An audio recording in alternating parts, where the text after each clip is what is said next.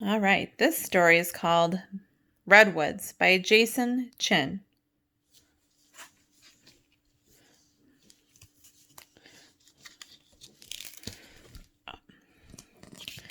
And here's the directions. This is called a burl that you have that's going to grow other plants off of it. It's actually, we'll get to a point where we talk about burls, but so look for that in the book.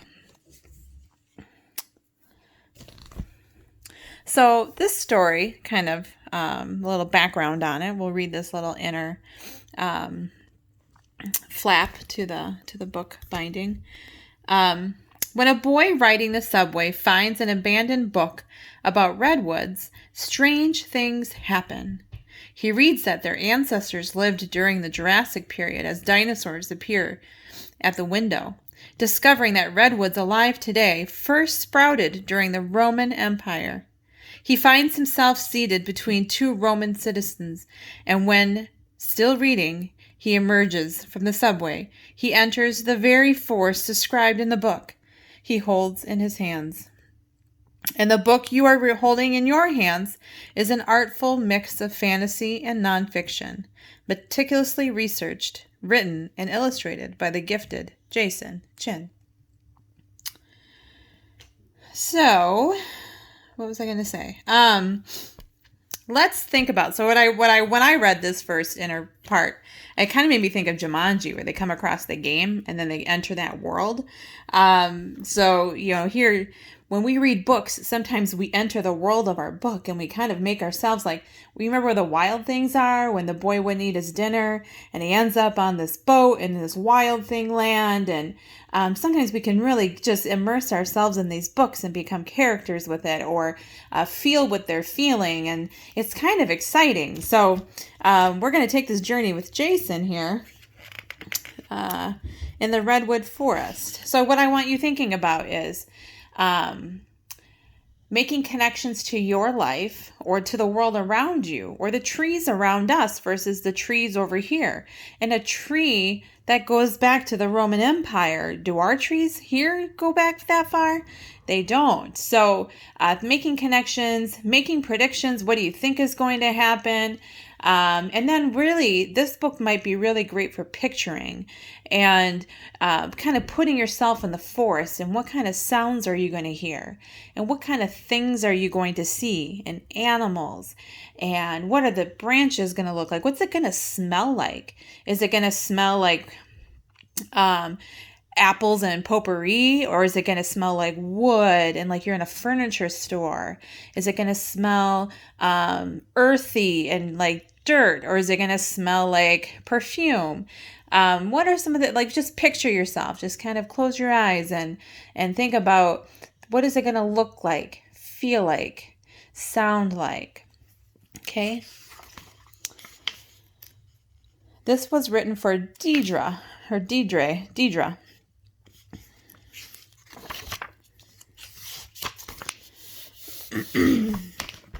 All right.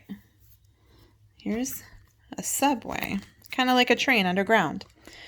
I don't really know if we have those around here. Have you ever been on one? We don't have them in Madison or Milwaukee, but they have them in Chicago if you've ever traveled. Okay.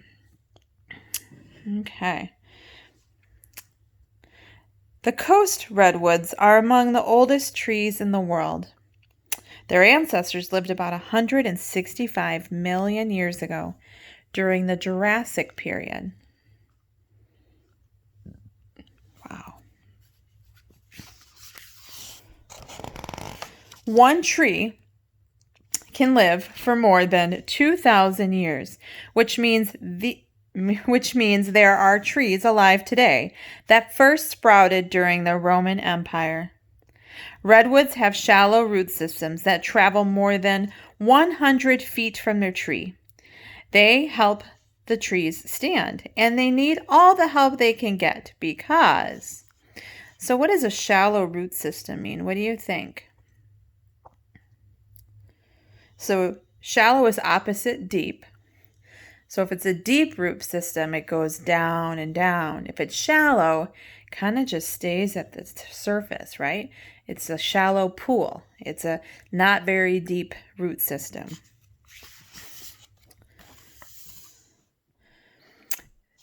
Oh, let me just go back and read the last sentence. I kind of forgot. They help the trees stand, and they need all the help they can get because they are the tallest living things on the planet. Redwoods regularly grow to be more than 200 feet tall. So between redwood trees and sequoia trees can be about 300 feet tall as well. Now you see my sleeping dog. Maggie's in another place. A redwood trunk can be 29 feet in diameter at its base. That's so wide that a tunnel can be cut in it, big enough for a car to drive through. Amazingly, such a tall tree starts from a seed about the size of a tomato seed. A 1-inch long cone that houses the seed falls to the ground, and if the conditions are right, the tree will sprout. With enough light and water, and redwood sapling can grow fast, up to 2 feet per year. 2 feet, think of that. Go get a ruler. 2 feet a year that tree can grow. Can you grow 2 feet in a year? I've never grown 2 feet in a year. Let's come back here because this has math in it, and that's kind of exciting. A redwood trunk can be 29 feet in diameter. So let's just say we're 5 feet tall because that's easy to count. So we'd have to have 5, 10, 15, 20, almost 30. We'd almost have to have 5 of us head to toe, like sitting on top of each other's heads and toes. That's how wide it is in diameter. Like if I were to lay across the middle of the tree, that's how wide the inside of that tree is going to be. Enough for a car to drive through it. That's crazy. Redwoods also grow from other redwoods. When a tree falls down, when a tree falls or is cut down, new trees can sprout from big round masses along its trunk, called burls. Often, several trees will grow from the burls on one stump. If you see a ring of redwoods in the forest, they probably all sprouted from the same stump. Burl, I told you to look for that word. One reason that redwoods are able to live for so long and grow to be so tall is that they are very good at defending themselves. What does that mean to defend? I always think of fighting and I have to protect myself. Their wood contains a lot of tannin, a chemical that protects them from fungal infections and insect infestations. Redwoods are also well suited to live through fire. So on this page, we learned what they have to protect themselves from, okay, or what they're defending themselves from. So I want you to think about, what did we just read? What does it have to defend itself from? Okay. If there is a fire there, and what do we know about fire and trees? What normally happens when there's a fire? And what can a fire normally do to a bunch of trees? Okay. Can you hear my dog snoring? All right. If there is a fire, their extremely thick bark shields them from the heat, just like the heat-resistant tiles on the space shuttle. Their branches don't start until very high up, about 200 feet in some cases, which also helps protect them from fire, since most forest fires can't reach their needles. So their bark is what's going to protect them. They really don't start to really catch on fire until those dry needles can really get to the flames. So that tree bark is going to try to protect it. I like how they use the example of a space shuttle. Can you picture that? Remember what we put on the space shuttle so that when they come through the atmosphere, they don't start on fire because they're coming through at a speed and angle, and they don't do it right, they can catch on fire. Even if fire penetrates a redwood's bark, the tree can still live. In some cases, a huge portion of the center of the trunk has been burned out, but the tree keeps on growing. In many ways, fires actually help redwoods by clearing out other plants that would otherwise compete for resources like water and soil.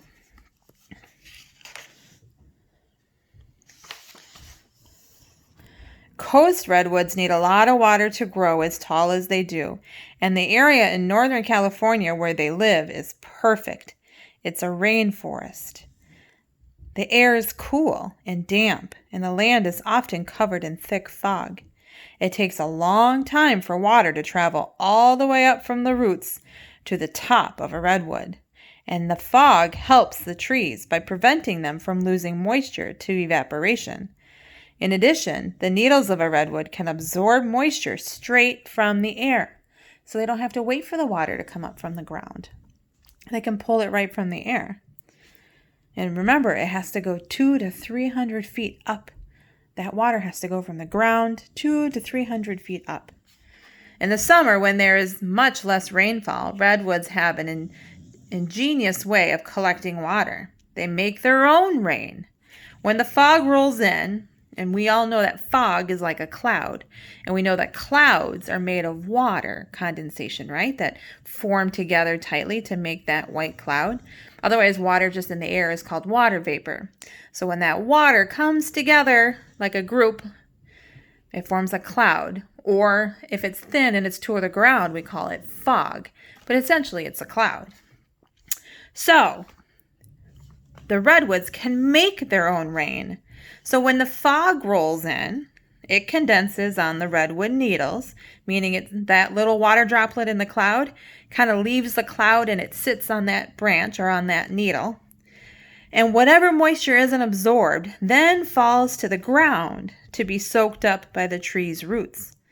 So it's always misty. So if you now picture if a cloud kind of sits on this branch and the branch starts to the needles try to take some of the water out to get a drink, and what they don't drink, it just kind of trickles down and it creates this mist. The air just feels kind of wet. It's not raining like a droplet.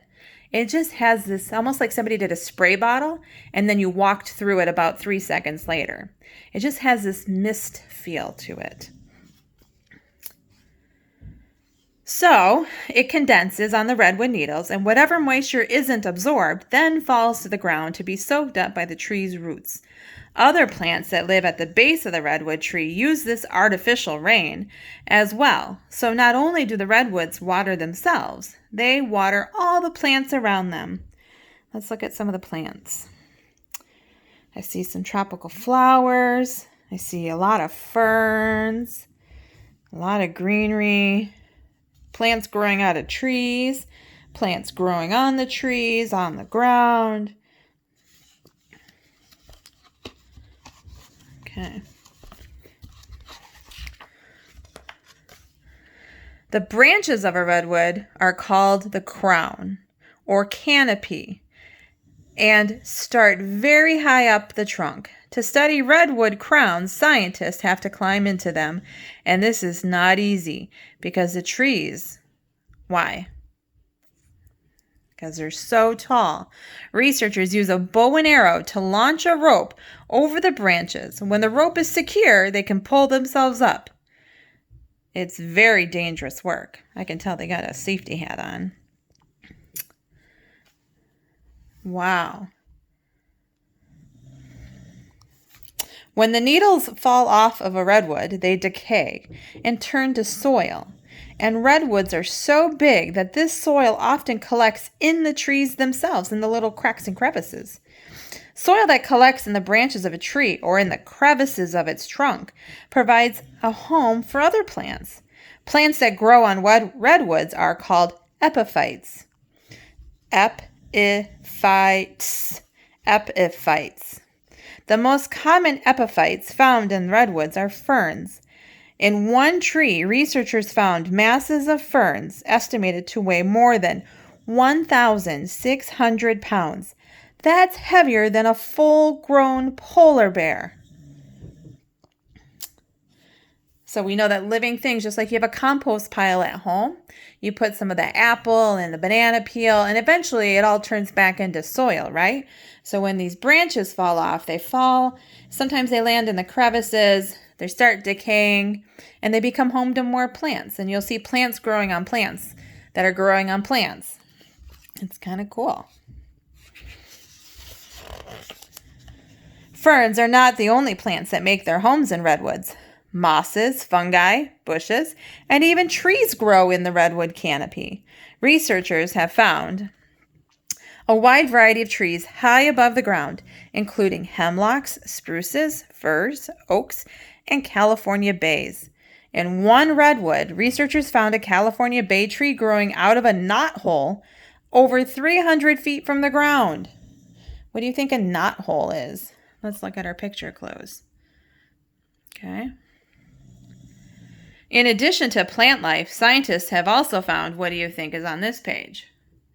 Plant life on the left. On the right is going to be animal life. In addition to plant life, scientists have found many animals living in the redwood canopy. Can you name some of these?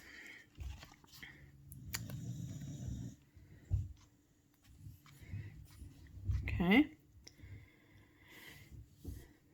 They include flying squirrels, beetles, earthworms, centipedes, spiders, salamanders, and yellow banana slugs. Some animals, like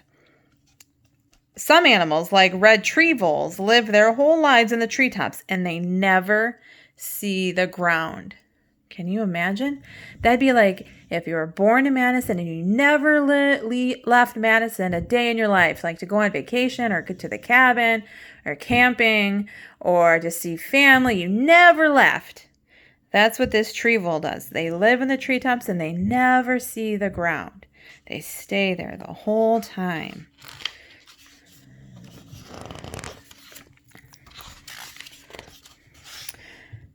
What's this page going to be about? Looks like some mushrooms or fungi growing. I got a squirrel. It seems to be he's always on his back. We got birds with a fish, owls, another bird, trees growing out of trees, ferns growing out of trees, knotholes, another tree growing out of a tree. Many birds live in the tops of redwoods, including bald eagles, ospreys, and woodpeckers. The marbled murrelet and the northern spotted owl live almost exclusively in the oldest redwood trees and are both endangered species. When a redwood is injured, the tree will often sprout new trunks that look like miniature versions of the tree itself. If a branch is damaged, a new trunk will grow straight up from the top of the damaged branch. Sometimes more than one tree trunk will sprout. Researchers found one tree with more than 200 reiterated trunks in it. There was a forest of redwoods growing atop a single tree. That's what they're talking about here. Lots of sprouts coming from the trunk, right? All right. The crown of a redwood can be very complex. As the tree grows, remember the crown is the top. As the tree grows, its main branches and the branches of its new trunks crisscross and run into each other, forming a maze of growth.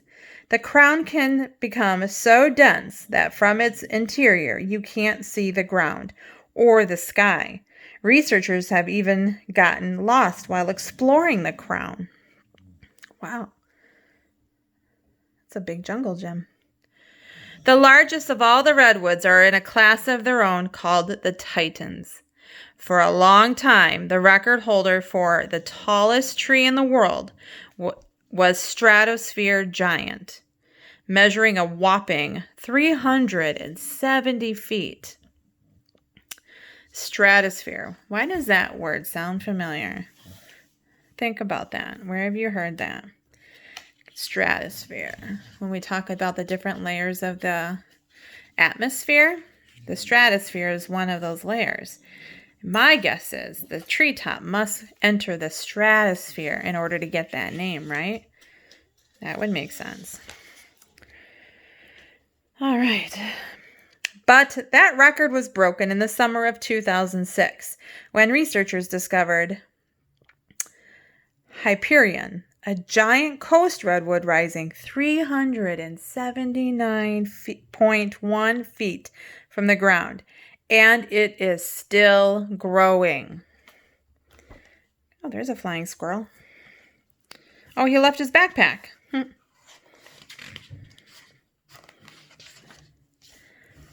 That's 6 stories taller than the Statue of Liberty. It's taller than a 30-story skyscraper.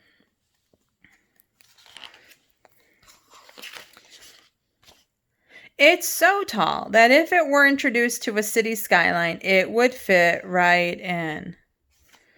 Oh, I see another girl coming down the street. He's back in the city. He's not in the forest anymore. What do you see happening? Oh, geez. I wonder if he's late for dinner. Leaving in a hurry? Oh, the girl finds the book. What do you think is going to happen next?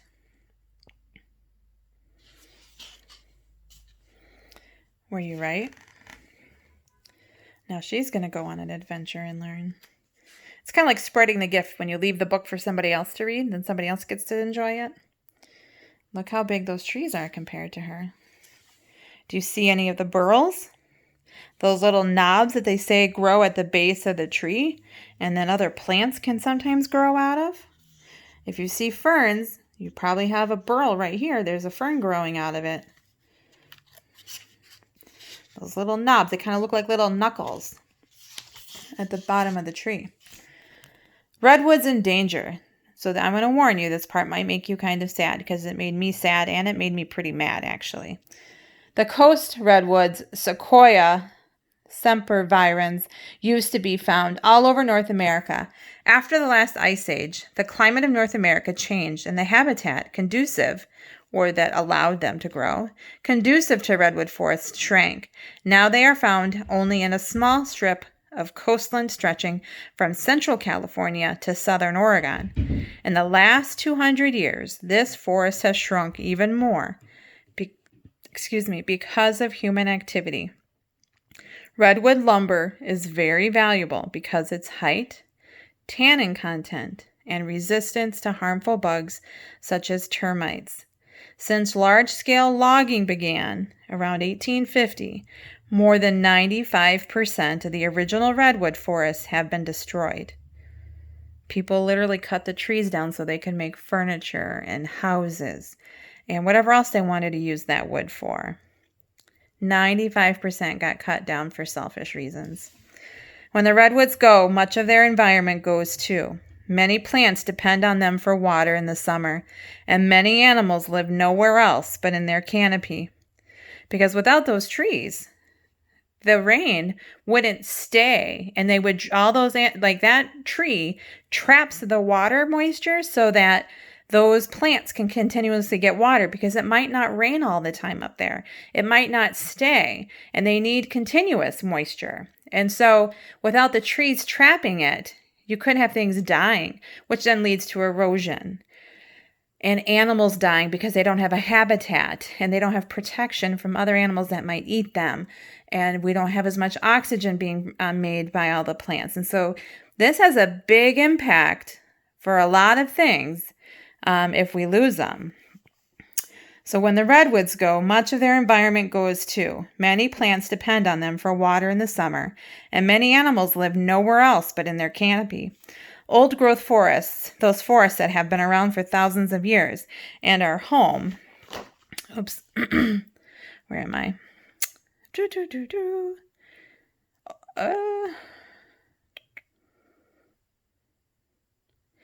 Nowhere else but in their canopy. Old growth forests, those forests that have been around for thousands of years and are home to the tallest trees in the world, have ecosystems that are especially fragile. Animals such as the red treevil, the spotted owl, the marbled murrelet only live in the old-growth forests. When a forest of this age disappears, it could be another 1,000 years before it comes back. Ecosystem. What do you know about that word? What have you learned?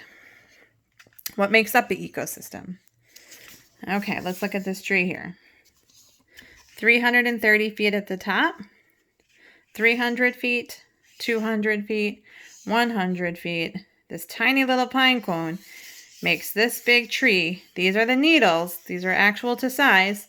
These are what trap that water so that the fog lands on these. They turn it into water. They drink the water. What they don't drink just drips down to the bottom of the floor. This is a real life person, right? This is what the size is for a human to a tree. And the ferns all over are going to drink the water that fall from those needles. Author's note. I was inspired to create Redwoods by the writing of Richard Preston. I first read his descriptions of climbing in the redwood canopy in a magazine article, and then later in his wonderful book, The Wild Trees. After several months of work on this book, I was fortunate to be able to visit the redwood forest myself. What I found far exceeded my expectations, and I left with an affinity for the redwoods that I hadn't thought possible to have for a tree. Just as Mr. Preston's writing sparked my curiosity and awe of these trees, I hope that this book inspires you. If it does, I hope that you too can visit California and experience the wonder and majesty of the redwood forest.